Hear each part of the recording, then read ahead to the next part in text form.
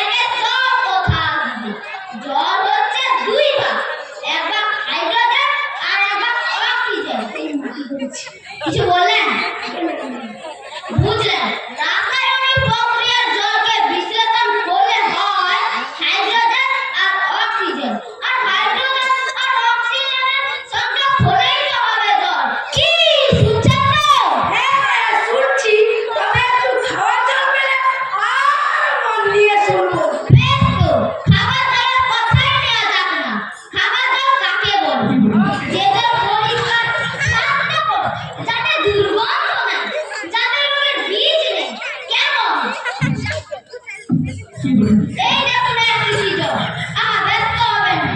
দেখলে মনে হয় খুব পরিষ্কার, কিন্তু অরুবিক্ষণকে দেখলে দেখতে পাবে সব পোকা কিলবিল কিলবিল করছে। কেঁচোর মতো কৃমির মতো সব পোকা এমনি চোখে দেখা যায় না, অরুবিক্ষণকে দেখলে ঠিক এত বড় বড় দেখা। এই বোতলের মধ্যে দেখুন ও বাড়ির কুকুরের জল। আমি এইমাত্র পরীক্ষা করে দেখলাম এর মধ্যে সব পোকা কিচকিচ কিচকিচ করছে। প্লেগ, টাইফয়েড, ওলাউঠা, খেয়াল ওটা খেয়েছেন কি মরেছেন? এই ছবি দেখুন, এইগুলো হচ্ছে কলেরার বীজ, এই ডিপথিরিয়া, এই নিউমোনিয়া, ম্যালেরিয়া সব আছে। আর এইসব হচ্ছে জলের পোকা। জলের মধ্যে শ্যাওলা ময়লা যাকে কি গন্ধ, পচা কুকুরের জল ছেঁকে নিয়েছি তবু গন্ধ। ভূত দেখাচ্ছে, এসব জানতে হয়, অত্যন্ত দরকারি কথা। আমি জানতে চাই না, এখন আমার সময় নেই। এই তো জানাবার সময়। আর দুদিন বাদে যখন বুড়ো হয়ে মরতে বসবে, তখন থেকে লাভ কি? জলের কি কি দোষ থাকে? কি করবে চলুন। এসব কি জানবার মতো কথা না। এই যে নদী জল সমুদ্রে যাচ্ছে, সমুদ্রের জল বাষ্প হয়ে মেঘ হচ্ছে, বৃষ্টি পড়ছে। এসব কেন হয়, কিসে হয়, তা তো জানা দরকার। দেখুন মশাই, কি করে যে কথাটা আপনাদের মাথায় ঢোকাবো তা ভেবেই পাই না। শহর থেকে বলে যাচ্ছি বাবা, দেশটায় গলা শুকিয়ে কাল হয়ে গেল, তাকেও মানেই নিচ্ছে না। বলি একটা লোক দেশটায় জল জল করছে, সে জল খেতে পায় না, এইরকম কখনো শুনেছো? শুনেছি বলছি, চোখে দেখেছি। বদ্রীনাথকে কুকুরে কামড়ালো। বদ্রীনাথের হলো হাইড্রোফোবিয়া, যাকে বলে জলদংশ। আর জল খেতে পারে না। জল খেতে গেলে গলায় ভিড় ধরে যায়, মহা মুশকিল। শেষটায় ওঝা ডেকে ভূতরে ওষুধ খাবার মন্ত্র করে বিষ আনলো, তারপর জলকে বাঁচলো। ওরকম হয় না, এদের সঙ্গে আর পেরে ওঠা গেল না। কেনই যে মরতে গেছিলাম। বলি মশাই, তোমার এখানে নোংরা আর দুর্গন্ধ জল ছাড়া কোনো খাঁটি খাঁটা জল কি নেই? আছে বলছি। এই যে দেখছেন বোতল ভরা টাটকা খাঁটি ডিস্টিল ওয়াটার, যাকে বলে পরিশোধিত জল। আগে এই জল কি খায়? না, এ জল খায় না, এ জল ভোগাতি না। আমি এইমাত্র তৈরি করে আনলাম, এখনো গরম রয়েছে। এই যে দেখছেন গন্ধওয়ালা নোংরা জল, এর মধ্যে আমি গোলাপি জল ঢেলে দিলাম। ব্যাস, গোলাপিরা সাদা হয়ে গেল। কি দেখলেন তো? না মশাই, কিচ্ছু দেখিনি, কিচ্ছু বুঝিনি, কিচ্ছু বিশ্বাস করি না। কি বলে? আমার কথা বিশ্বাস করে না? না, বিশ্বাস করি না। যতক্ষণ আমি যা যাচ্ছি আমার দোয়া হচ্ছে, ততক্ষণ আমি কিচ্ছু মানি না, কিচ্ছু বুঝি না, কিচ্ছু বিশ্বাস করি না। বটে, আমি কোনটা দেখেছেন বলুন দেখি। আমি চোখে আঙুল রেখে দেখিয়ে দিচ্ছি। তাহলে জানলে কি এক গ্লাস ভর্তি খাওয়ার জল, যাতে ময়লা টয়লা কলেরা কিচ্ছু নেই, জানলে কি পরীক্ষা করে? এক্ষুনি দেখিয়ে দিচ্ছি। ওরে টাকা, হ্যাঁ মামা, আমার পুজো থেকে এক গ্লাস জল এনে দেবো।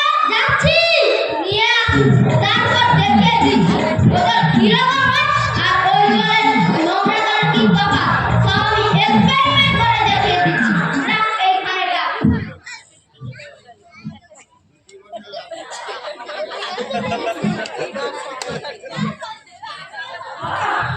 আচ্ছা ম্যাম, এটা কি হলো মাথায়? পরীক্ষা হলো, এক্সপেরিমেন্ট হলো। তুমি কোথায় একবার ওই নোংরা জলটা খেয়ে দেখাও তো। আচ্ছা, এখন না খান, পরে খান। এবং আপনার গায়ে আপনার মতো যত আঞ্জনা আছে তাদের একটু দিয়ে খাবেন। যত সব পাগল চোখ। অসংখ্য ধন্যবাদ সবাইকে। সবাই মিলে একটু হাতালি হোক, ওরা ওদের মতো করে সবাইকে একটু মঞ্চে ডেকে নেব।